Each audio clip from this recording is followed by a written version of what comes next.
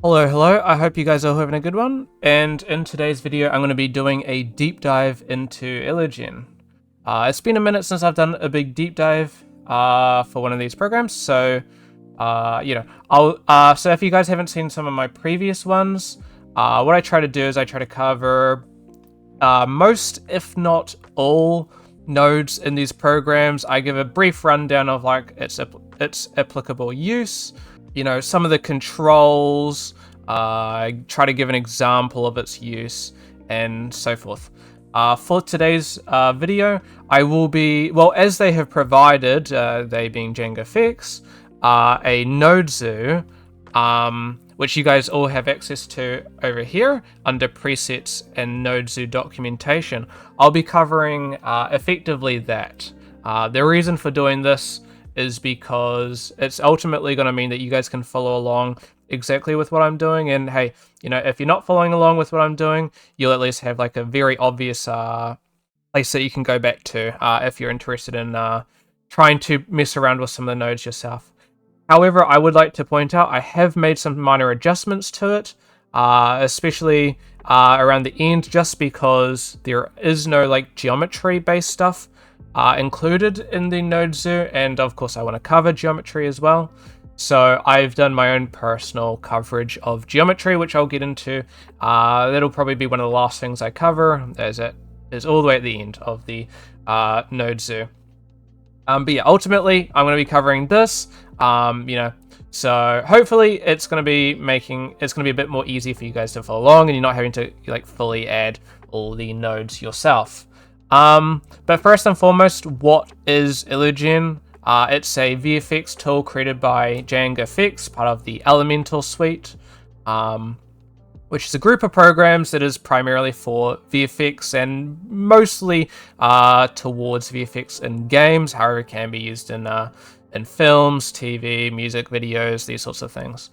So IlluGen is primarily a game-focused tool set, really. It's not really a tool in itself. It does a whole bunch of things, so it's not just like one small thing. Which leads into my next point of, what can it be used for? As I mentioned just before, it's primarily for VFX in games. However, it can also be used for MoGraph, procedural geometry, textures, noise patterns, tiling, and, well, a bunch more. And so you may be wondering, what market does it sit at? So it combines features split between a bunch of different programs. So when creating VFX and a lot of these sorts of things, in other programs you may be having to go into Substance Designer, Photoshop, DCC programs such as like, Maya, Blender, 3ds Max, these sorts of things. And a couple other programs as well.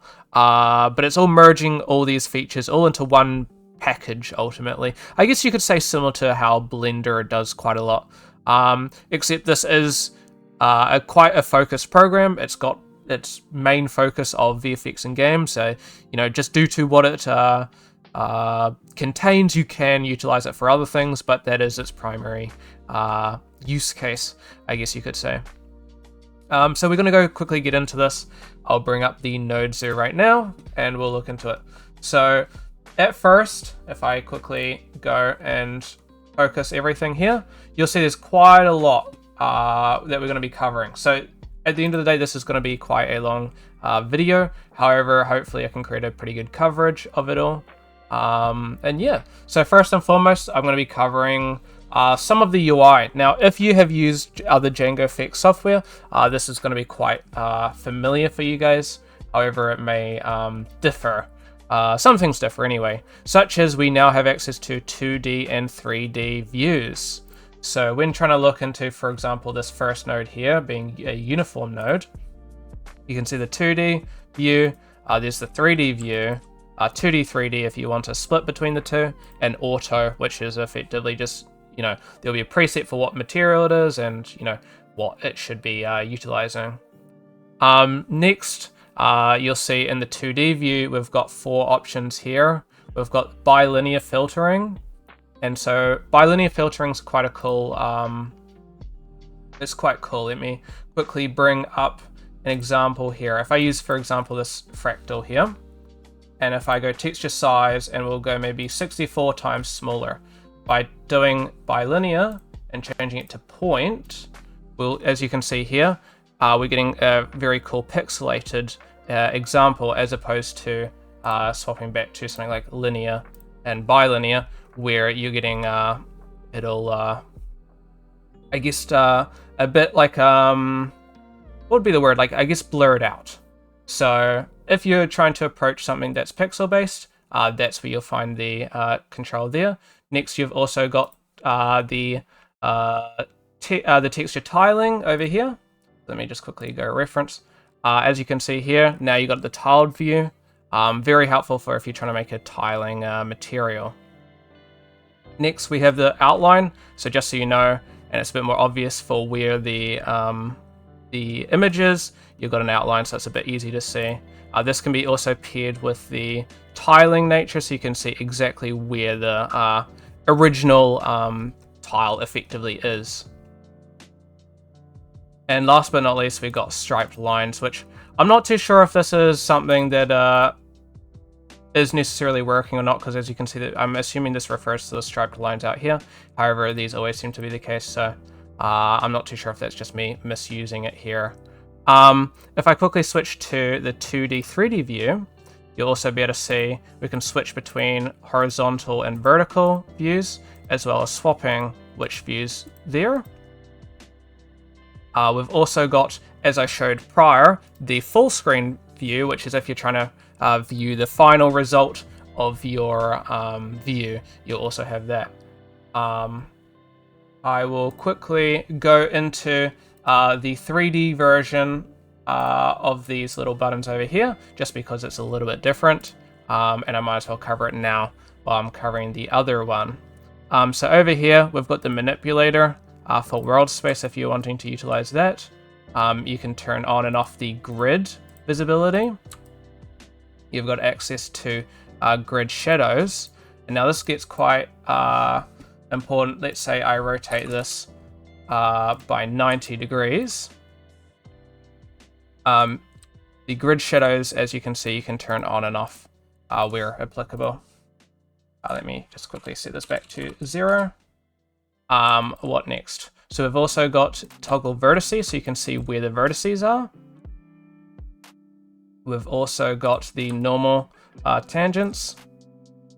We've got the particle tangent. So when you're using, well, not particles, sorry, points. When you're utilizing points, you can visualize the points with that. You got indices, which is every single vertice number, effectively. From my understanding, you've got wireframe. You've got the hemisphere node. Now this can change, I believe, when accessing some of these other tools, I believe.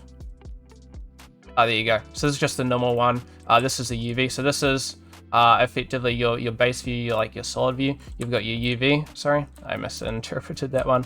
UV view, and then you've got your vertice color view. Now this is going to be, we'll cover the vertice colors a little bit later when I get into the shape geo. And last but not least, when you're visualizing this, you can visualize the RGB channels, just the R channel, the G, which is red channel, I should specify, the green channel, the blue channel, and lastly, the alpha only if you want to visualize alpha and you're including alpha. For now, we'll go switch back to that. This should be your main stuff here. You've also got grid shadows here that you can turn on and off, which you can see over there. You've also got access to statistics, which is what comes down there if you want to see how well it's all running for you. What else do we have? We've also got these up here. So if you ever need to go back, you can press the home button and it goes back to the home. Repressing it back or going return to project will bring you back.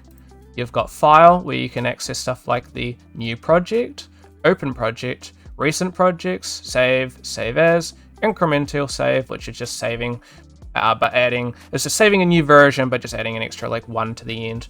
So you're not having to rename every individual one.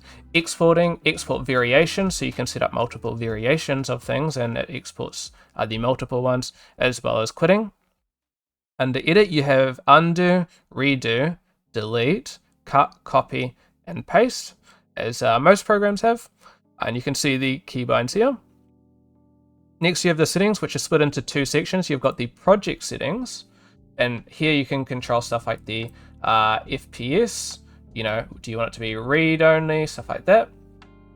How do you want to do the change parameters? You can randomize seeds here, export node graphs to SVG if required.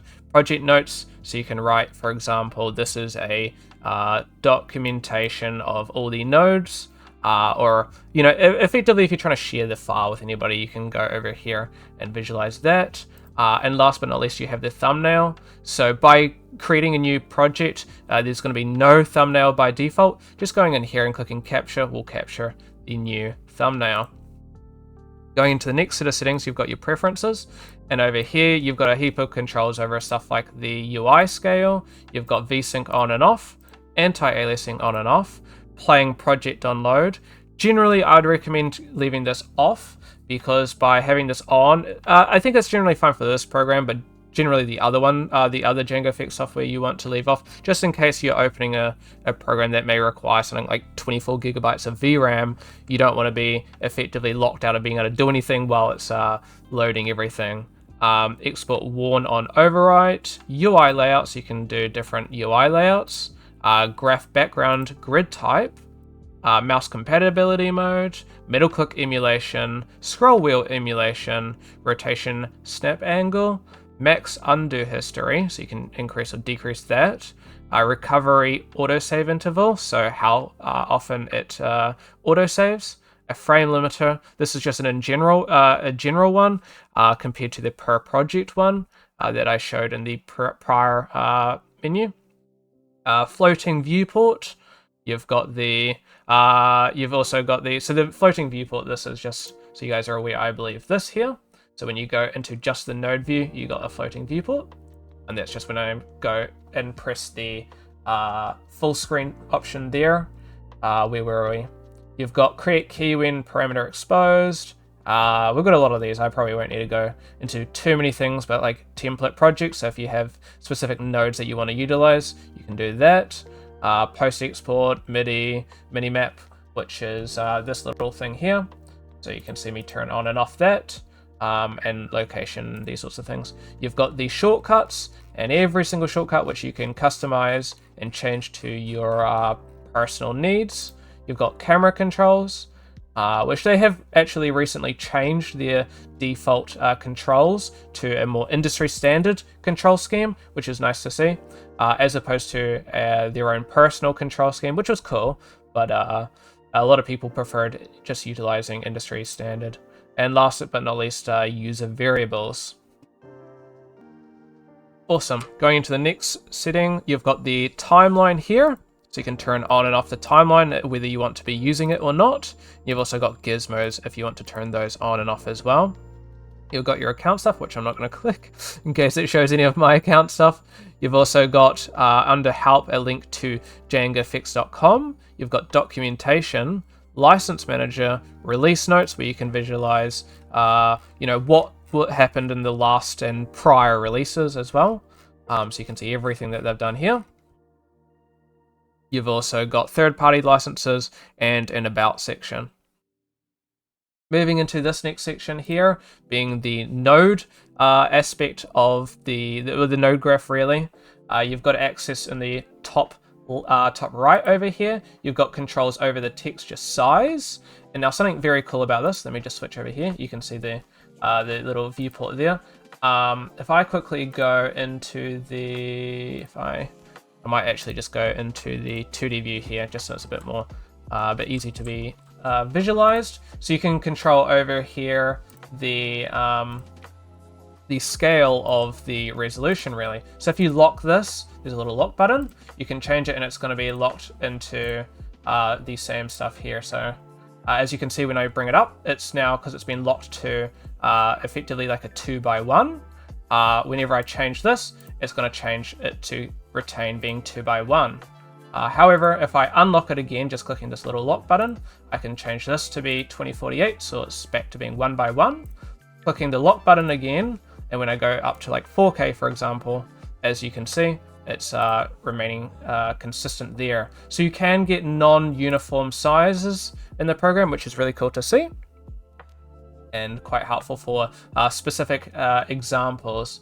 Next, you have tiling. So do you want it to be based upon tiling or not? As you can see here, by default, it's not tiling, but making sure we're going tiling, you can see it tile. But if you just want it to tile on a horizontal plane, you can do that there. Same with vertical, or you can just remain full tiling. Next, you have controls over the point, linear, and cubic options. These are just different ways that it, I believe, approximates all the ultimate, like effectively the resolution of the image and stuff like that. There's probably better ways that could be explained, but limited knowledge. Next, you have the search option here. So if I wanted to find a specific node, for example, the render, let me spell it right, renderer node. When I search it up, you can see the renderer node pop up over here. So very good for when you're trying to visualize. Let me go back there. You've got options for, of course, the search box. Once again, you've got the toggle thumbnail auto refresh. So these will be these, I believe. You've got the graph tree. So if you want to go and find every single graph that you have added, you've got it here. It allows you to go and see what everything's connected to and whatnot. Oops. You've also got the graph minimap, which was also a setting in the settings, as I showed, which is just this here, as I mentioned. If you have any randomized things, you can toggle the randomization over there. So giving an example with this fractal we have, if I click the seed here, and as you can see when I hover it, I got options of the no override, timeline override, which allows me to control it via the timeline. You've got also pin override, which allows me to input anything into here. So for example, I'll cover this later, so don't worry too much, but as you can see there, it's being controlled by a different node. But if I shift click this over here, we're going to go randomize. And the cool thing that you can do here is just by clicking the little dice in the top corner, that randomizes the seed, for example, which is what I've chosen to be randomizable. We've got the move view to center of all the nodes, which, because there's a lot of nodes, it moves me quite far. We've also got move to center of selected nodes, which centers the nodes that you have selected. You've got the reset zoom, in case your zoom goes a little bit wonky, and as I've shown before, the toggle panel full screen, which allows you to go full screen or not. Next, I'm going to be covering the timeline over here. Unfortunately, this is going to be a very, very long video because there's a lot to cover. However, this should be very in-depth. So, as you can see here, if I go undo that and I quickly click once on this little circle over the position, as we'll see down at the bottom of the timeline, and if you've only got a single node here, it will only come up with the single node that you have. You can see that we've now got the X and Y positions exposed. So if I quickly drag this, which is the little timeline point, and I hold shift and click, we can add a point. So we're going to add that over there. And if I go to, for example, 120, you can, for example, toggle auto key, which I could go over here and adjust there. And if I move this to be 100, as you can see, as we go through the timeline, it adjusts the point there. Now we can shift and right mouse button to gain a bunch of extra controls, such as Bezier, smooth, linear, constant, handle types if you want to adjust the handle types, reset handles, snap to frames, alignments, cut, copy, delete, and so forth. Next, we've got access to search for specific things. So you go position, I'd imagine, or at least definitely go fractal, and you should see. Not sure why it's not coming up there actually. Interesting. Anyway, you've also got the curve editor for specific things that you've changed. This allows you to adjust the curves as you would be able to in most programs. You've also got the toggle follow the playhead effectively, which it effectively, as this moves out of the thing, you'll see it moves along with you, so it's a bit easy to see where everything is at. You've got looping if you want to loop a specific section. So if we set it up to around there, for example, as you see, once we get to 120, it resets back.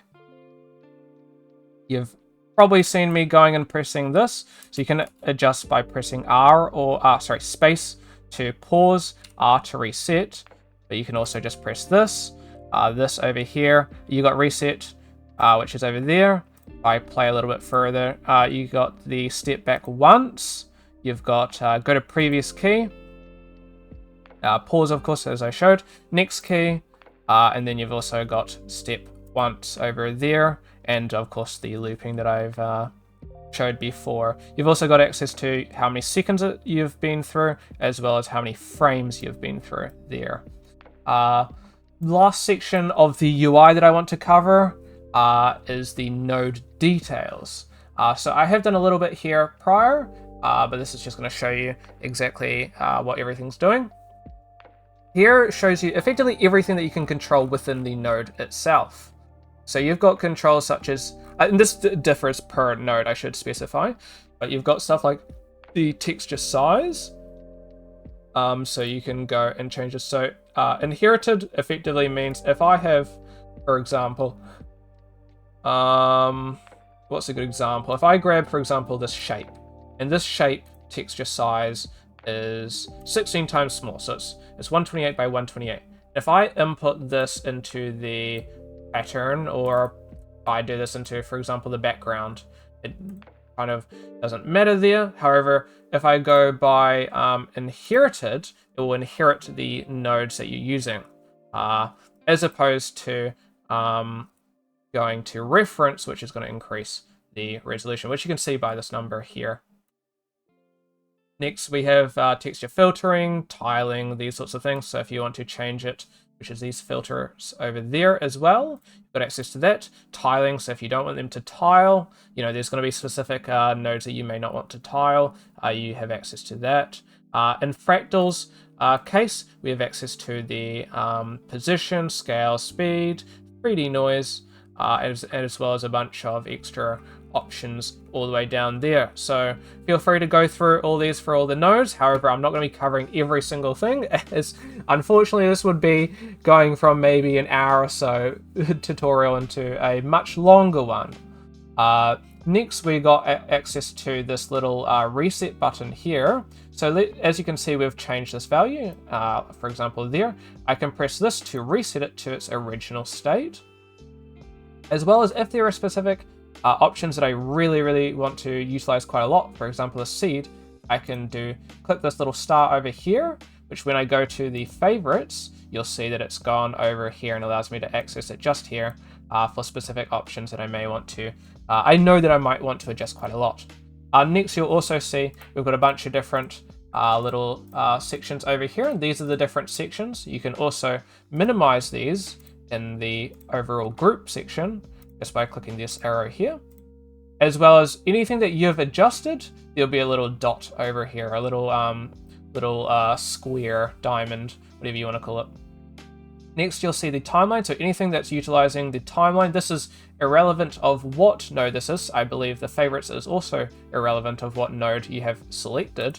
You can access. So as you can see, I've got the geo shapes is accessing the timeline, which we'll cover later, as well as this fractal. And then you've also got randomized. So anything you want randomized, you've got access to there. Once again, bringing up an example. Oopsies. Shift click that is, sorry. You'll see over here we've got randomize, and you can randomize all, for example, from here, as well as just clicking the button up here. And so you can also randomize it, I believe, by pressing this button here. So that's pretty much the main section. I guess the only extra aspect that I haven't really covered is you have some nodes allow preset, I guess, examples over here. So as you can see over here, we have access to, here's the striped lines example there. I'm assuming the striped lines is just referring to anything that is pure white, which means it's effectively like the max value you're going to have. It's a bit easy to visualize. So I guess we all find that out there. Brick, you've got default, which is of course default. You've got entangled, for example. There's a bunch of presets made by Django Fix. Many stars, regular tiles. We've got rice, strings, and tiling hexagons. So these can be great for setting I guess, default setup for what you're going to be after. There. I guess one thing that might be important to cover as well is these remapping nodes here. You can click the little pop-out button there, which allows you to pop out. The curve editor here, you've also got option to select different stuff, so you can favorite and create your own presets. You've got access to like all on, all off, halfway, ramping up, ramp up smooth, ramp down smooth, ramp up down, and much more. I won't cover every single one of those. So yeah, that's pretty much the UI all covered. Now, unfortunately, we are quite far into this video, but I will see how quick I can get through all the nodes. Awesome. Getting into the nodes now. Some of you guys may have skipped to this section. Some of you may have already watched the UI. We're just going to be covering the nodes now. I'm just going to be giving, just to reiterate, I'm going to be giving a slight explanation to what all the nodes are, some uses that they may have, and these sorts of things. Now, we'll go cover oscillators later. However, we have this uniform node. And what this uniform node does is, if I quickly undo that, is it's just a grayscale control of just a flat color that can be universally used to apply to pretty much anything. However, in this instance, this had a preset of an oscillator being plugged into it, which allows the over the timeline, it adjusts the effective grayscale of the node itself. Moving along, we've got the shape node. Now the shape node is effectively like a preset shape as you'd find in Substance Designer or other programs. This allows you to have a bunch of cool preset shapes, such as like a cone, a pyramid, a regular polygon, and you've got extra controls such as these sides. You've got stars and a single pixel. These can be used very greatly in tandem in stuff such as the polar scatter, as well as other things like the fractal node and whatnot, where you can use it to drive what you want to be on this polar scatter. So as you can see here, you can go stars and have a bunch of stars there. You can see, of course, a bunch of presets here as well, if you want to utilize these instead. We've also got access to the polar scatter, which allows you to scatter things along effectively like a circular point effectively. So you can increase the amount of rings, you can change like the max radius, the center offset, seeds, among other options here. You've also got a bunch of default presets such as default. You've got the I'm not going to pronounce that. The donut option, the spiral option, and so forth. And now you can, if you go and create a custom setup with your own stuff, you can press this plus option to save it as a preset as well. Next, we've got splines, which allow you to go and create a spline. As you can see here by this preset, you can also double click to add new points. A lot of your controls will be with these options in the top left corner. Allows you to create your own shape. Then you can drive this with a fractal node to create your own stuff. So plugging this into a bunch of these different controls, you can sort of see how these different presets allow quite cool options when creating your own setups. Next, we're going to go into the AO and noise and among some of these other ones. So you got a noise, which is just your preset noise. This will be in most programs, honestly. And you've got a lot of common options such as like a ridge. Do you want to use like a billow? These sorts of options. You've also got other options over here. Because this is Oops, I had the wrong thing selected. I was going to say, it's a little bit odd. So you've got stuff like the cauliflower, clouds, default, the quantized simplex, rocks, as well as Voronoi edges. Now these are just a bunch of presets that can be used. However, you got a lot of other controls going back into these, which I was meaning to change, and I was wondering why it wasn't. Which you can see over here, the different setups here. Utilizing these different controls will allow you to get, of course, different results. Now, utilizing a noise, you can use an AO to gather the AO of the grayscale image, and that allows you to utilize this to apply AO, or you could bake this into the color, among other uses that you may have for utilizing an AO node.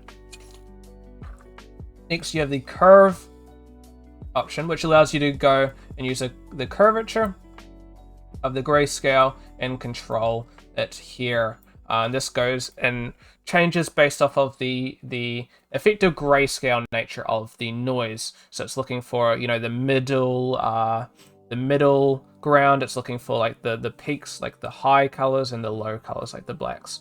And it's allowing you to remap it here. With the curve, you can also utilize curvature. So for example, you can see that we're utilizing the curvature of the of this curve node itself. As you can see, there's no presets unfortunately there. Next, we've also got a threshold, which allows you to erode from a noise. Now, pairing this with an oscillator, for example, you can see it's removing and eroding away some of the noise and then bringing it back, which is a really cool way to approach this. Now, this effectively goes based off of the high and the low points of an image, and that's what's effectively being driven by the threshold ultimately. Next, you can see the shape node. As I sort of covered, you can use some really cool setups such as a cycle or an oscillator or these sorts of controls here to randomize, well, not randomize, but switch between the different shapes themselves. So you can see all the different shapes are an option here. However, I've already covered this. This can also be used for adjusting the noise types, which I also slightly covered earlier. And this is a great way. So you can utilize these cycles and stuff that and I'll cover this later. If you really wanted to, you could also adjust them into the, for example, seed itself. If I wanted to drag this in, you can see some really cool options there. Next, going into like a gradient. As you can see here, you can also see the different gradient options here. And so there's a bunch of different stuff. However, of course, you can adjust these and find them all under these custom options here. Next, you've got the Xdog example. I'm not 100% like knowledgeable when it comes to what this is actually doing. However, I do look at it similarly to how the threshold node works from my understanding. Next, you can also use an extract slice, which is being controlled, for example, by this cycle here, but you're just extracting a section of a provided input and mixing that, for example, with a cycle modulation node. Here, as you can see, we are adjusting the position of the slice here. So you got a bunch of different controls over here of how you want to be utilizing the slice, and you've got all these here, so you can go and adjust these for some really cool results. I will Control Z that.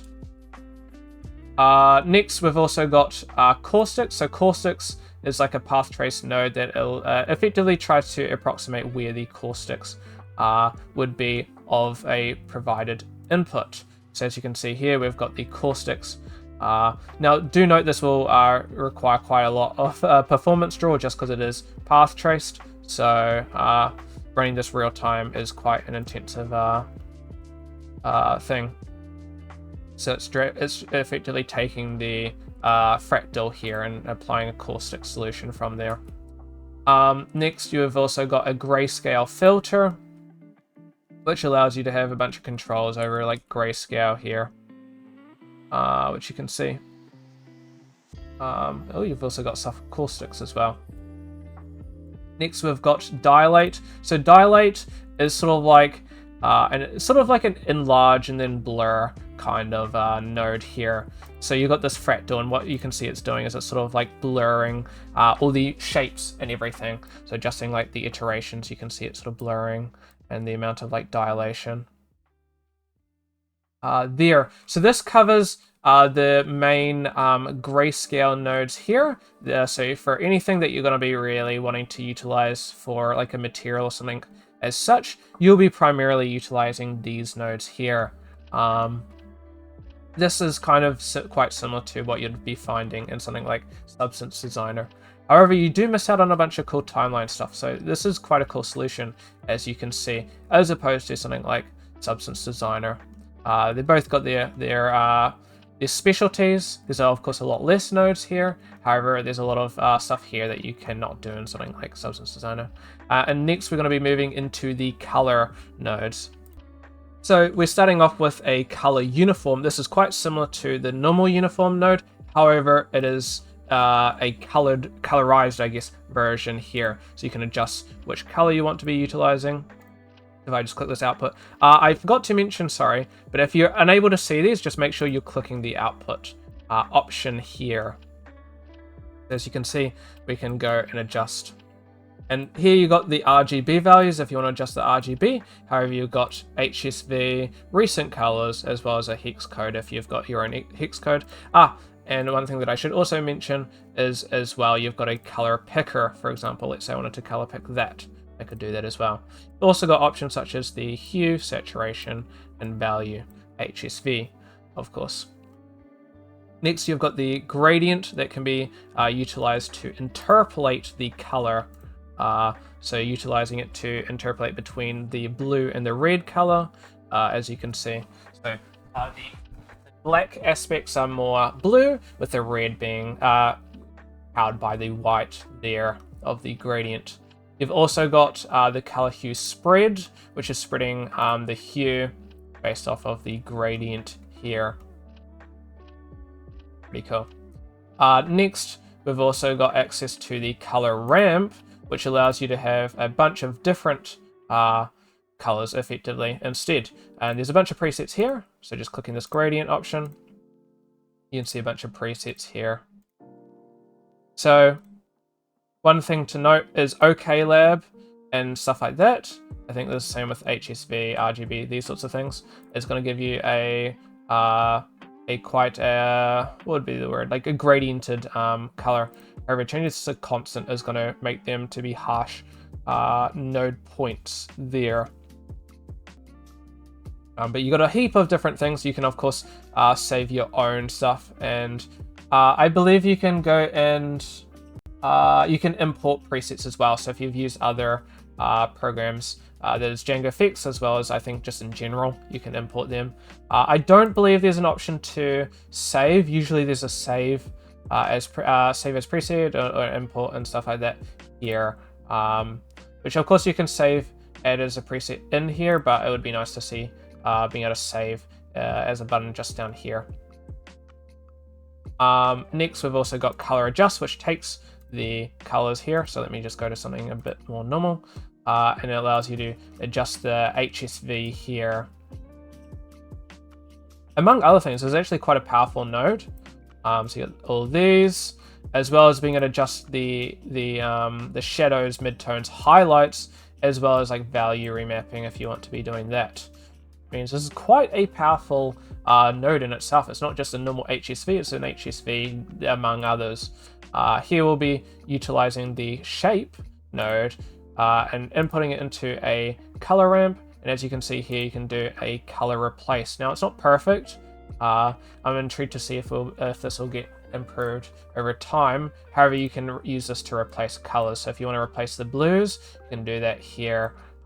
So if you're super far into something, or you've got a default texture that you've gone and downloaded it online, you can adjust some of the colors here to exactly what you want them to be. Then you can use that to draw a color fractal, which is quite similar to the normal fractal node itself. However, it's of course for a colored version of it. Next, so that covers all the color nodes, I believe. A lot of these are quite similar, so I'm not going to go too deep into what these are, of course. As we've they're very similar to what these are, just of course the colored variants. Next, we're going to be covering the conversion nodes. Now, the conversion nodes are effectively your miscellaneous nodes that are going to be quite useful to for adjustments and stuff like this. So it's not a normal node that's necessarily drawing something or something like that. It's to effectively be used to do stuff. So you can go, for example, the normal merge. If you're wanting to, for example, separate normals, you can use this to merge the normals. You've got an RGBA split.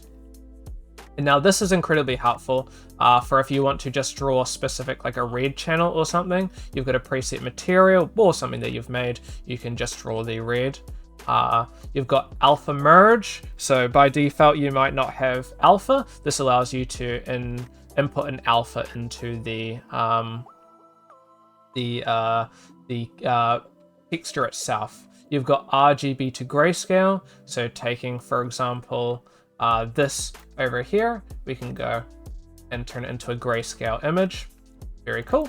That can also be used to create your own noise patterns there from images you have downloaded online. You've got color to normal. I've never really used this. This seems interesting. But you can effectively take the color and create a normal map from that. You've got UV merge, which allows you to effectively merge a UV. You've got a UV to color, which allows you to take a UV, for example, as noise, and turn it into a color. There, which is just of course a conversion. You've got normal to color, which allows you to take a normal. I'm not going to go make a normal, but you can imagine how it's going to work. So a normal map that's turning that into a color, similar to how you'd find the UV to color. You've also got normal split, so if you want to split it, this can be also quite helpful to apply with the normal merge there if you just want to adjust a specific parameter. You've got RGBA to HSVA, so if you would rather be able to control the hue, for example. So this can get quite powerful. You can use a hue node there, and you can pile that with like an adjustment, for example, like a color adjust or something. You can adjust just the hue and stuff like that there. This is merging it back together, as well as like a color to UV, which is effectively the opposite of the UV to color there. Now, one of my favorite nodes in pretty much any program is an RGBA merge. And what this allows you to do is combine a bunch of different grayscale maps into these separate sections of an overall image. Now, this is incredibly helpful for packing and when you're going to import, for example, some textures into Unreal Engine. Instead of having to have a separate map for the roughness, the metalness, the AO, the alpha or opacity or something like that, you can go and combine it all into one node here. So you can go, for example, roughness, metallic, alpha, height, if you wanted to use height, for example. And what that does is it all packs it into one image. So of course it's going to be colored instead of grayscale. However, it is only drawing one texture as opposed to 4 different textures, as well as overall just being, so it's just one, as well as less file size and stuff in the end. This is also good for if you want separate masks. So at the moment, this example is packing masks into the singular image, and you can use this to access different masks. And here you can see it is extracting the alpha using an alpha split node. So you can access the alpha itself there. Here we've got access to the UV merge, which allows you to merge 2 noise patterns to create a UV itself, which also allows you to resplit it back out again using the UV split. These are the conversion nodes. There's not too much to go too much into this. I think the majority of the time people will mostly be using the RGBA merge, and this will be generally one of the last nodes you'll be using, and I often will go and bring this into the export section. One thing I arguably should have mentioned earlier and forgot to is if you right click in the space of the node graph, you have access to being able to add any of these stuff here. So you got the different little drop down options here for what you want to be utilizing. However, you can search for something, for example, shape. You can also search for specific sections of nodes. So for example, like a disk here. So instead of just searching for the geopoint shape node, I'm searching for disk because I know I want to be using, for example, the disk. We can select and create notes and stuff here, which is pretty cool. So, for example, I should probably cover this better late than never. You can also add, for example, a comment here, which you can sort of see, and you got a bunch of controls here over like name, for example, or the color, and those sorts of things there. So sorry about being a little bit late to covering that, but I mean, if you're watching the whole video, you're going to be seeing that anyway. Next, we're going to be going over the utility nodes. So these are a bunch of like special nodes that allow you to do a similar. Think of them similar to these conversion nodes, but a bit more specific to the controlling the node. So what you can see here is there's a shape that's being controlled by the cycle, and one way that you can create a flipbook effectively of a of this, you can bake it into this sheet encode here, which you can see here. So just pressing R, you can see it's effectively baking into a flipbook of all these frames here. And then you can use that to decode. If you have a flipbook, you can use this sheet decode here. Allows you to get the output and stuff like that and decode it there. So it extracts individual frames from that there. So as you can see, we can go 8 by 8. We've got all of these here. It's pretty awesome. Next, we've got the auto crop, which allows you to effectively take an image and you can auto crop it here to take up the most amount of space possible. Next, we have the distance node here, which calculates a distance gradient between each input pixel here. So taking in this polar scatter, let me go in here, see. So it's effectively, this is displaying a bunch of pixels here. As you can see, single pixels. It's grabbing the pixels and using the distance to create effectively. As you can see for this example, it's using sort of like a cobweb, a spiderweb kind of approach here. So distance can be a really cool node for bridging the gaps effectively between different pixels. Next, you've also got the FXAA node, which is a anti-aliasing. So utilizing this gradient here, you can see we've got quite a blurry image. Utilizing this FXAA makes it a little bit better. I believe, let me double check. I think this, I can't remember, but it effectively just anti-aliases it, the result, which can provide a little bit better of a result. Unfortunately, I don't know if there's necessarily a perfect example for these sorts of things, but that's if you want to apply some better anti-aliasing. Next, you've got tiling. So by clicking this texture tiling option, you can see the tile here. Now the tile node, kind of self-explanatory, it effectively tiles the provided input. So it tiles automatically instead of having to manually set up a tile. Of course, you can do that as an option, but this will just try to create a tile based off of the provided image. Next, we've got the glow node here, which effectively it adds like a bloom or a glow to a specific thing. So this will work best for harsh images. So as you can see here, we've got, let me turn off the tiling.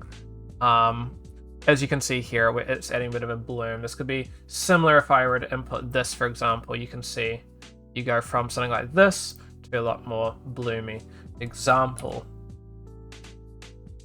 Next, we've got the edge detect. So this is coming from the noise and using edge detect to grab specific edges. You can also go and use a denoise, which effectively removes the noise, as opposed to this grabbing the flowing edges. which can also be utilized with a blur node, which self-explanatory. It is used to blur a particular thing. So, for example, we've got quite a harsh image, for example, here. Let me just turn that off. Easy to see. We could blur this, for example. And as you can see here, it stretches and reduces the overall, I guess, like opacity almost of the option there. Just while these are here, we've also got anisotropic Kuwahara, which is a sort of like a stylization filter, which can be used to, I guess, stylize your thing. There's also the bilateral filter, which is a filter as well, just to apply some bilateral, I guess, stuff on top. I'm not too sure about the complexities and what bilateral really does, but you get it. There's the levels node here, and this levels node allows you to adjust, it allows you to enhance sections based off of like the low, the mid, and the high level points here. I often like to use these here, so you can like boost these, as you can see. Over here, there's also the directional blur, which allows you to input utilizing a UV to adjust the a bit of a blur here. So changing the UV here allows you to get some really cool results. It's quite cool. You've also got a transform node, which allows you to transform. So this is, of course, you can transform in general here.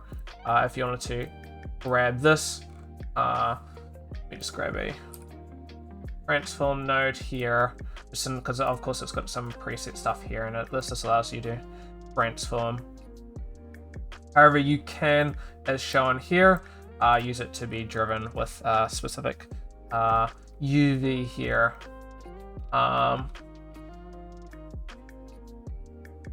just going to quickly double check. There might be something that's missing here that I'm surprised is missing. One thing that I don't think has been covered... never mind. It comes, I think, later. Or not. Okay, I'm just going to quickly cover it here then as well. You've also got a blend node. I'm not too sure. It might come up later, but I haven't seen it pop up, weirdly. But there's a blend node. So if you have, for example, like a shape here... So this was kind of important to cover. So I wanted to apply this to, for example, a fractal or a noise.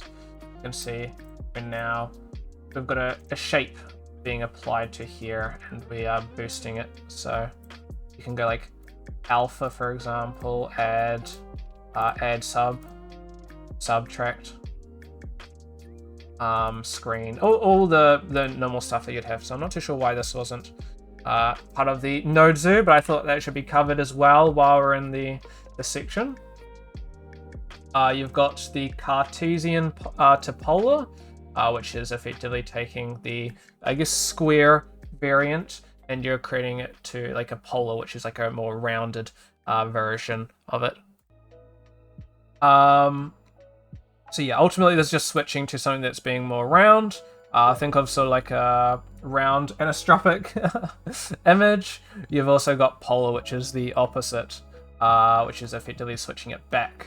You've also got lattice warp, which allows you to warp it via a lattice, and you can completely control this here, which is very, very cool. I don't believe these work at the moment, but you've got multi-switch and multi-blend. I don't know if those work or not, but I would assume, considering they're not linked up, they don't work at the moment. Next, we're going to be moving on to the islands node.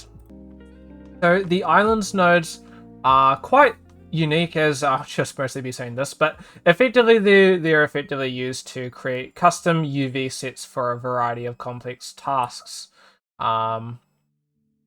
I haven't personally explored too much of these, so I'm not like 100% versed on exactly their use cases. However, they seem quite interesting. Similar to, I guess, fractals, except maybe a bit more advanced versions of the fractal node. You can use them to effectively create, this instance, being a grid, and then switching that to being a UV, and using that to push I guess effectively where you want the shapes to be placed.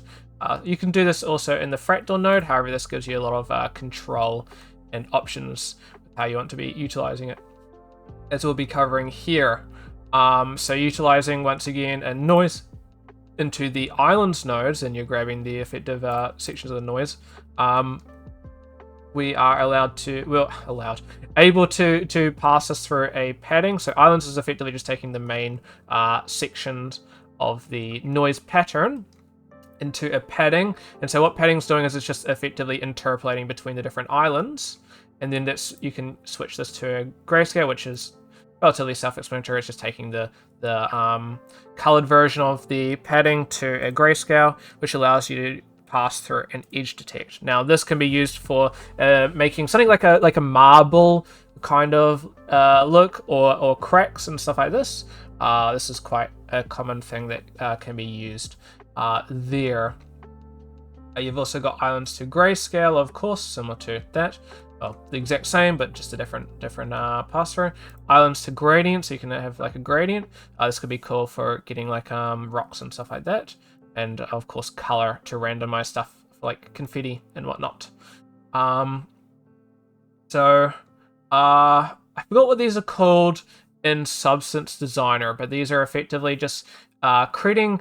It's just effectively taking each noise section and creating its own like effectively like its own pattern. It's its own individual ID almost.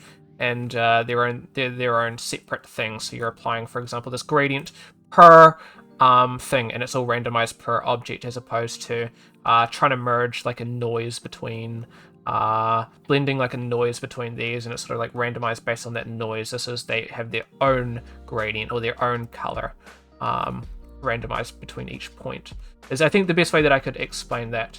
So that's the islands nodes there. Next, we're going to be going into the normal section. So for creating a normal, this is similar to Substance Designer, if you guys use Substance Designer, where it takes a grayscale height map and it's turning it into a normal. So here you can see it turning into some cracks. However, and you can see there's two variants. So they're grabbing just these flat points and they're combining that to create cool little beveled sections here that look lifted, almost like tiles now. This can be very simple. Like you could, for example, just add like a shape, for example, here, and you can see this like a little bit hard to see there, but like a little beveled point, maybe a star might be easy to see there. So pretty cool. Pretty essential for creating materials if that's what you're trying to do. So that's the normals section there. Next, we're going to be going over UV nodes.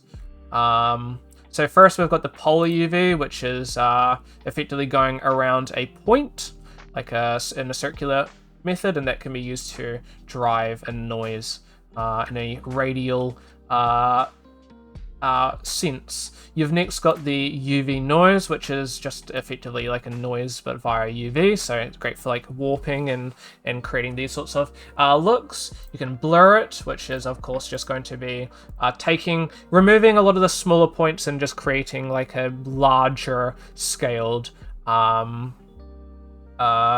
effect, as opposed to something that's got a lot of what would you call them, small details there. It's similar, I guess you could say it would be sort of similar to reducing like the octaves or the roughness of the noise pattern there. So you can see that's gone and created or adjusted the noise. So you got the default noise and you've got the UV effectively pushing that. You've got radial, which is quite similar to the polar, except a little slightly different. It's like pulling everything inwards. And I think you could also change it to be pushing outwards as well. So you can see it's all going and drawing inwards there. Next, we've got the UV from derivative. Similar to what I was showing with the normal create. Effectively, what it's doing is it's taking. I think you could probably think of this as like effectively like a grayscale to UV almost, I would imagine. So you could maybe do a noise. I'm not too sure. However, this is like best used when trying to get together with shapes and these sorts of things. Allows you to create a central point there via the UV. you've got the UV identity, so it's effectively using the different UV sections to draw where the shapes are. So for, as shown here, simple tiling operations. Next, we've got rotational and transform, so you can create a rotation here, which I'd imagine is controlled. Make sure I select the right node that I'm adjusting. Got like the rotation angle here being controlled. You could probably adjust this manually through here. You've got this transform, which allows you to transform it. If I go here, so you can probably adjust the rotation extra there, as well as a scale, and these sorts of things here, which is going and pushing these noise patterns there. Next, you've got the UV directional, which is great for like a linear blur. You can tie that with a directional blur that pushes that. I think the most times you'll be using this is generally for directional blurs, really. Blend UVs together, so you can combine the two UVs to create like one big UV. So as opposed to running just with the radial, so this is like default, this would be radial, this would be noise, and you can sort of see with the radial it's just got that ring. Combining it, you can see that ring with a warp going around it, which is pretty cool. Next, you've got the UV noise going into the UV flow, supposed to generate a flow around objects. Not yet convinced it works, which is fair, but it's getting some really cool stuff there. So it's sort of like masking the center section and trying to go around there as applying the thing there. So I guess you could look at it as sort of like a mask. So anything central here, for example, or if I were to go instead with a star, for example, you'll see this, anything that's within the star is normal, and everything out is, of course, having that warp applied to it. Next, we're going to be covering the import and export nodes. Now, this is going to be one of the most important things because, of course, once you're finished making what you want to be doing, you're going to, of course, want to be exporting. So exporting is probably one of the key things here. So you've got your import texture and import model, and these are effectively your key stuff for importing and exporting stuff. So if you've got a specific model that you want to be utilizing that you've made in a separate program, you can import that, or a texture. I've provided here some examples of a vegetation atlas that I made in Substance Designer a little bit ago. So as you can see here, I've imported this texture here, or you can import models as well. So this is a ladder that I made not long ago. For an example here, so you can go and muck around with some of these.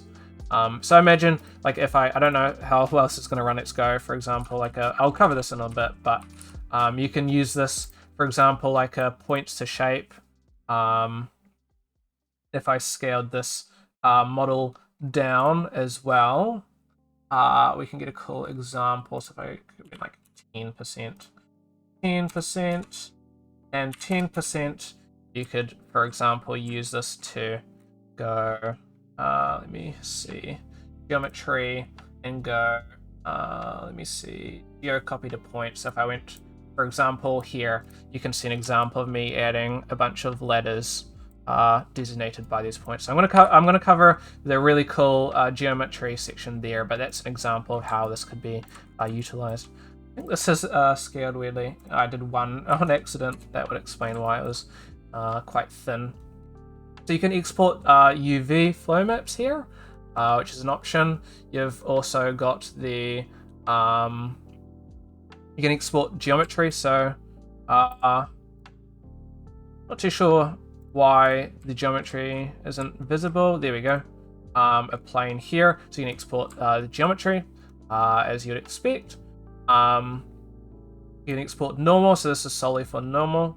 I'm not too sure if this provides anything that's separate to a color, because you could, of course, normally do color. I guess it's just the input that goes there, but I'd imagine it's something similar to that. And you've got a lot of options here, like what you want to be exporting as, or what frame. Do you want to do a sequence? Reduce. So even though we're working 2048, you could reduce it by 2, which would be exporting at 1024, for example. And you got your stuff here, 16, 8-bit, depends on what you're using and different stuff there. You've got exporting grayscale, so that's just the grayscale map. Multi-mask, so something that I covered earlier with how you can use the RGBA to mask. You can use it here. So I guess instead of like RGBA to like merge RGBA, you can honestly just go export multi-mask and it combines it into this one node. So it's actually quite cool. I didn't realize that existed here. And you've got a color ramp. So yeah, one thing that I personally like doing, and I'll reiterate with the RGBA merge, is you could probably just use this to pack the different stuff. So roughness, metallic, AO, and then maybe like alpha or height or whatever you want to be doing. And of course, last but not least, color.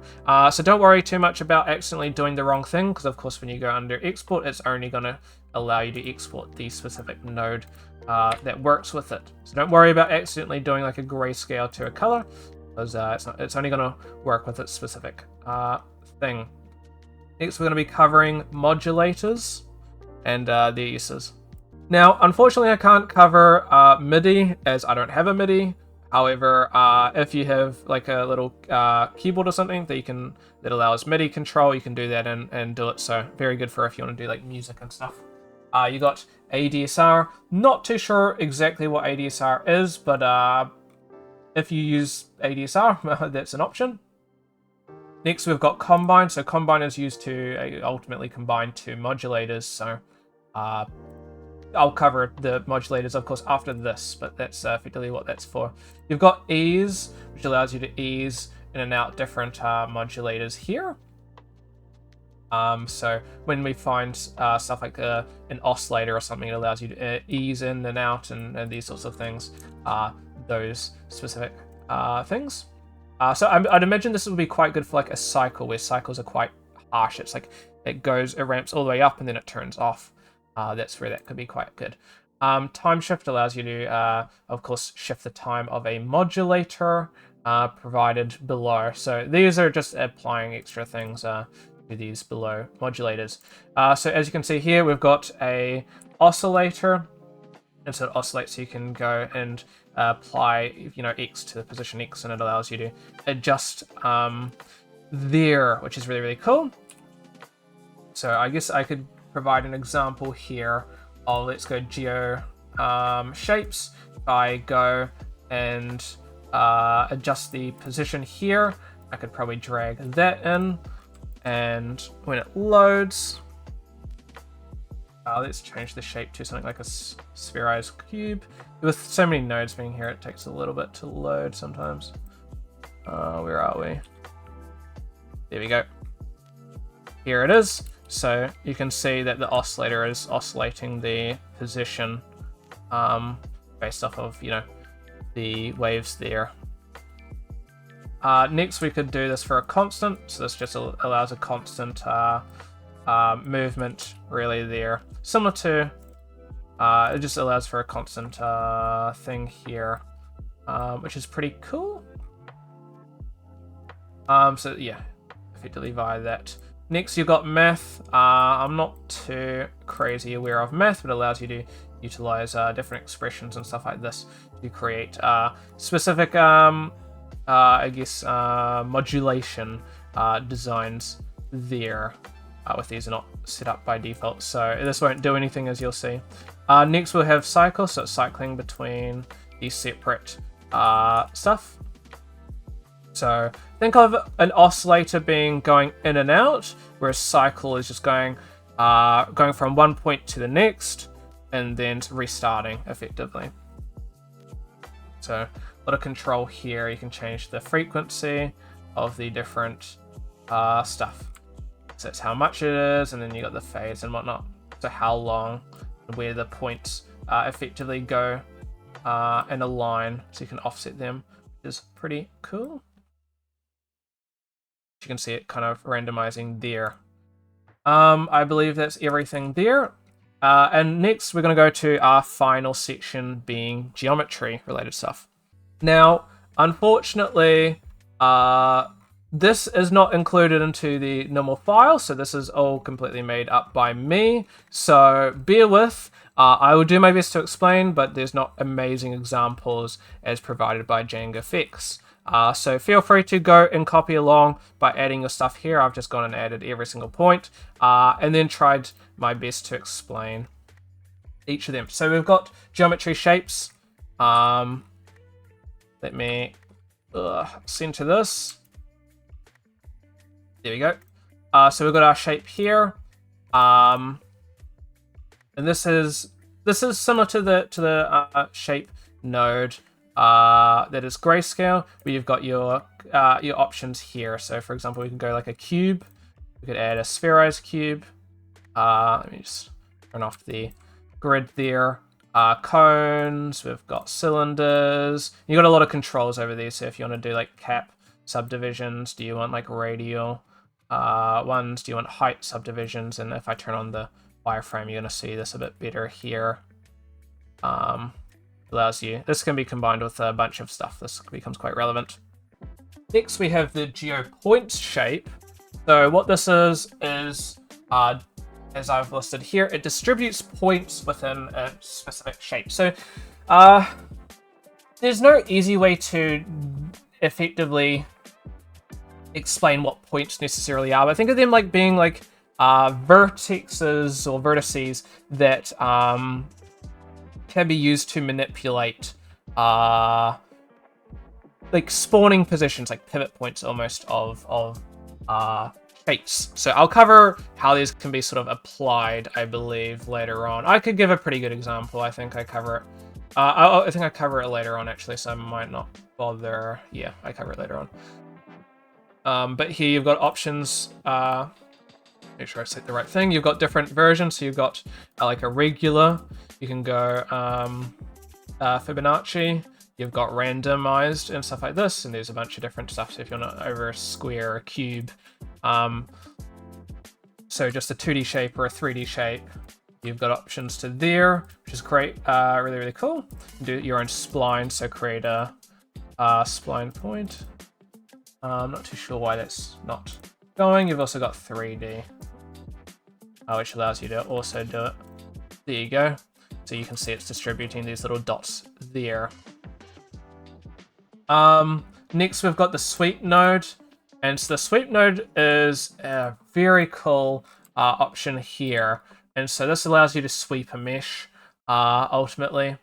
And you can get some really cool stuff created from here. So you can create, ultimately, some custom shapes. So I'm using, for example, a spline 2D to create a custom shape. And you can, of course, adjust like the segments by add an extra point here. I can maybe get it to be a bit more rounder there. You can increase like the segment count down there, or a lot of these. So you can ultimately just create your own shapes there, which is quite cool. Next, you have GeoTransform. So over here, I've got, for example, this cube. I've got this transform over here, and I'm not too sure. I guess I haven't set it up, but you can adjust with this, like the uniform scale. You've got the normal scale things position. So if you want to adjust it, you can adjust it via this GeoTransform. So I didn't do too much to set that one up. Next, I'm going to be covering the GeoUV. Yeah, this is pretty much just like a normal transform. It's nothing crazy. Seems my IlluGen crashed, unfortunately. I don't think I've ever run into that before, so that's interesting. So if there's any devs watching this, I don't know. Hopefully they provide some input into a crash. Next, I'm going to be covering a GeoUV. So I've got a plane, for example, and I'm using this UV noise, and I'm applying that over here. So you can see that I've got this hooked up here with the UV. So I'm adjusting the UV with this UV noise, for example, which is quite cool. And you can get some really cool results, which I've just got plugged into the color ramp. So this is using the renderer node. So this will always go to the end of your thing. This allows you to completely visualize with a combined like opacity, mask, alpha, displacement, emissive, mutinous, roughness, normal, albedo, and just clicking the viewport. And you've got a lot of options here. Because I don't really have too much of a setup here. If I plugged albedo in instead, some of these will maybe work a bit better, as you can see. You can adjust the color of the sun, for example, intensity, ambient. vertex. Ambient occlusion, if you have that, displacement, all these stuff to whatever you want. You like ACs, for example, or want to apply bloom. I'd cover that as well. Next we have. I didn't honestly before recording this video. I didn't realize how powerful this geospace warp is. So I've created a plane here, and I'm utilizing geospace warp to. You can do some really cool stuff here with this node. So you can adjust like the bend of the shape. If you want to add a twist, for example, if you want to taper the point, this is very, very cool. Honestly, you can make here cards and stuff with this. So if you want to make here cards, that's really cool. Like scale it up and all these mumbo jumbo. So this is actually a really cool node, honestly. So there's definitely some things where I'm just like, I wish I knew about that, because honestly, I needed that for some of my projects that I've done already. Adding noise to a shape. So this is great for if you want to apply, for example, like a noise to a plane. Maybe you're doing like a terrain or something. You can see that we've got a noise here, so you can of course like adjust the scale among some of these other things, different kinds. And if you see it go dark there, it's just because it's underneath the. That's interesting. If I adjust the position here as it goes up, there we go. Otherwise, you can turn off that, and you're not going to be running into the issue there. Next, we've got the geo copy and transform. So what this is doing is this is a very powerful node. This is for procedural stuff here as well. And so we've got, for example, this little sphere here. You can do some really cool stuff here with making sure I grab the right thing.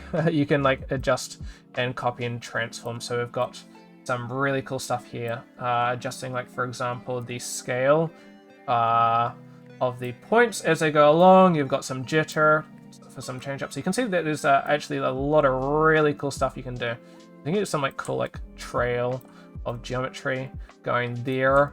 Really, really cool. It's almost like a meteor going down. I adjusted the scale. It made me look a bit better there. Quite cool. So a lot of really cool things that you can do here. Very powerful node. I, once again, didn't know how powerful that was until mucking around with it. Next, you can distribute shapes along points. So we've got this geo shape here. We've got these points randomized, and you can use them to apply shapes. This could be really cool for doing like a building or something like that. And so you could almost go, oopsies, and go, for example, I'm not too sure. You could do, for example, under a sphere, maybe you got like a really cool like object here. You could do, I don't know, there's quite a lot that you can do with these sorts of things, so it's actually quite cool.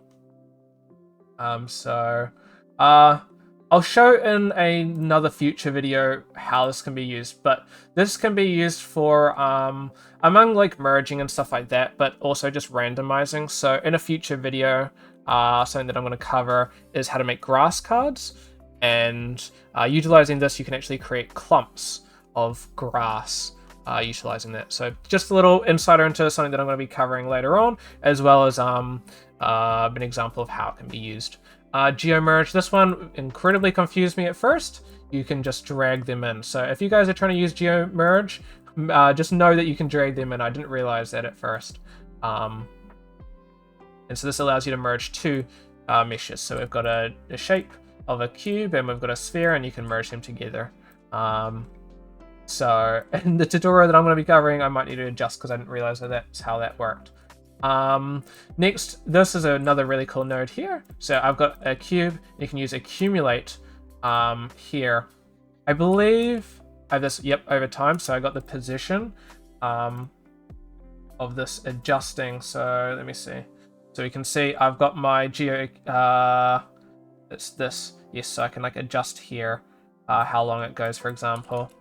And you can see it's like growing up. I'm not too sure why it's stopping there actually.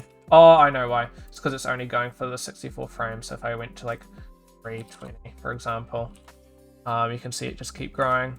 You can increase, for example, this amount. So it could be like 500 here.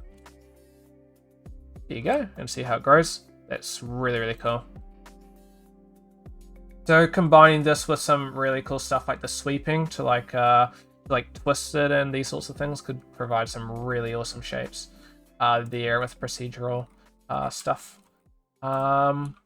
Next, you can see we've got a color here. Now, by default, this is going to be not visible. Make sure you change to vertex color mode, because otherwise it's not going to be visible. It took me a minute to figure out. So once you're in vertex, because this of course does vertex, or if you're doing points, you want to do points. I'm not too sure if points would be visible here, but yeah. You can apply some like vertex colors to your mesh, which can have a bunch of different powerful uses and stuff like that. Next, we're going to be covering the randomize, just the randomized nodes in general. However, first off, the scale. Now, this is really, really cool. So I've got some points here, they're within here, and so we've got like you can randomize the scale of it. So effectively going from here, you can choose the scale range for how large they can get. And so it randomizes the scale. So if you were to, I guess, apply the copy geo to points, and I grabbed a whatever the shape this is, you can see a variation in terms of scale here. Let me reduce the scale so it's controlled by the different points. So that's really, really awesome. So you could honestly create like a little like cityscape almost here with this randomizing this, as well as our next thing, combining the transforms. So where we've got our default stuff here, you can adjust your transforms here. It's all randomized per point, so each point has its own stuff. And you can adjust like the rotation and these sorts of things here. You get some really cool results. And I guess let me drag that in there. You can sort of see how that can go and create some really cool stuff here. So really awesome randomization, procedural controls there. Next, we're going to go extract points from shape. So we've got, for example, this sphere. You can extract the points from the sphere. So this could be pretty cool for, let's just say I wanted to go and grab this mesh that I have here. You can go and utilize your own personal mesh to extract points from, I believe. So as you can see here, this is from some of the vertices and whatnot. So that's pretty cool in itself. Let me relink that. So you can adjust, of course, some of these. I think these don't seem to have controls there, but like scatter, face points, these things. Next, we've got points to vertices. Now, I haven't really found a complete use case for this myself yet, so if you guys cover that and find something interesting there, feel free to type in the comments below. But this can go and create vertices from the points, among some other stuff, I believe. I'm not too versed on this, so I could be wrong. If anybody's watching this that actually knows, please feel free to correct me there. These I think are like per point attributes. So I'm not too sure. Honestly, this one kind of confuses me. I'm sorry about that. Next, we've got the UV to mask. So you're able to go and let me see if I can. There's something. Let me see what I got to do again. There's a specific way to reset this. I think this one might be a little bit bugged. There we go. I think this one, I think, just requires it to be like either scale or something to be reset each time, because sometimes it decides to lose itself. But we're effectively creating a mask by the effective like UV here. So we're getting the UV of the shape, and I can add like color or something. I don't think you necessarily need color. That was me just testing stuff. And then here we can like adjust it, the scale, for example, of the UV itself, and you can bake that into a mask there. Next, you've also got the particle renderer.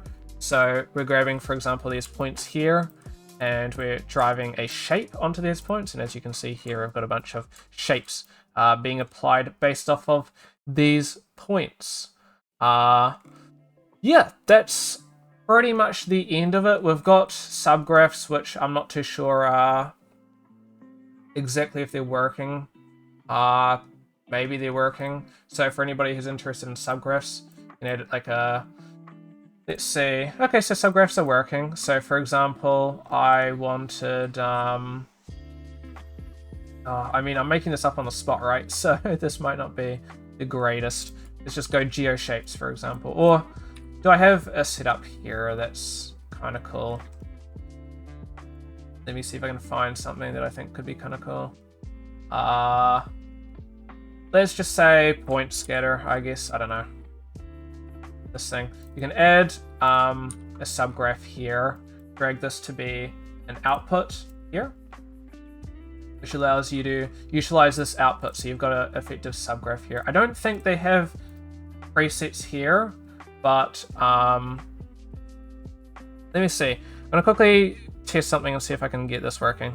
Awesome, so this should work, I'd imagine. So I just grabbed a project file. So this is a little bit of a teaser into like one of the things I might be showing and making a video on. However, you can create custom stuff. So applying, for example, this example I have, this is something that I'll cover later. I've got a preset set up there. If I can go and drag the geometry and the emissive into this, and it loads, it's just gonna take a second. Emissive, color in, let's see if this is gonna show up. Okay, so bad news. Unfortunately, the subgraph seems to be a little bit broken, which is possibly why they have that. I'm not too sure, maybe it's the example that I'm utilizing. If any devs are watching, I've got a setup. I've got an output here, an output here. In the example, it seems to be working, so I'm not too sure why, but something to do with the geometry seems to be bugging out, unfortunately. But normally this will go, and as you can see, a little bit into what this would be for is creating some cool grass. Okay, no, it seems to be working there. Maybe you just have to select the thing. So maybe it is a little bit, I'm not too sure if it's bugged itself or what's completely up with that, but you can sort of see here, example of how you can use subgraphs. So just selecting my anime grass example, you can see here. Cool usage of being able to just bring this into another project, and then I can utilize other stuff to adjust there. So if you have effective, like you can effectively make your own node here and effectively just input it into the subgraph, and so you're constantly being able to draw it back. So if you have like a terrain that you've made in the program or something, you can continue bring that back each time you want to do that, or these sorts of things. So great for saving like cool setups. I've made a video on that in another program before, IlluGen. But yeah, at the end of the day, that covers, I think, every single thing in this program. So I'm so sorry there's an hour and 30 minutes. Very long. However, I feel pretty confident that I've covered every single thing that this program has to offer that I'm aware of. So if you guys have any questions or queries in the with this, at the end of the day, feel free to just flick a comment in. If anybody has anything that they would like to share or mention, feel free to write a comment in the description below so other people might know something that I may have missed or incorrectly covered. But at the end of the day, this is going to be really, really cool. Great program. Really excited to see what I can end up doing. I've got 2 videos planned to share with you guys. I've got 2 grasses, so there's this grass and another more game ready kind of grass example setup. So I'd love to record a video. I am, I think, a little under the weather, or going to be quite a bit under the weather shortly. I feel like a bit of a cold coming on, so I'm not too sure if I'm going to have to delay some of these videos. But ideally, I'm going to be trying for maybe the next couple of weeks, like a video a week, if I am lucky. But unfortunately, I'm quite busy with uni work, very, very busy with uni work. So unfortunately, unlike my GeoGen tutorials, there might be a little bit of a larger time because I'm trying to work on like a full-on game that I'm trying to produce and get ready. I'm working on a bunch of these projects really. So quite a lot going on for me, so I'll try my best to get some content out and some cool tutorials. But at the end of the day, my ideal sense is really that from this video you guys know exactly how to use this program, and outside of some direction of what you might be able to make, you guys should hopefully from this be able to go, okay, these are what all the nodes are, this is how they can be used, I've got some really cool ideas of some things that I want to make. So I hope that's the case. I hope that you guys are inspired to use this program, and hey, maybe I've sold you on the program. And if so, that'd be really awesome. But thank you guys all for watching. You guys have a good one, and we'll see you guys next time. Bye bye.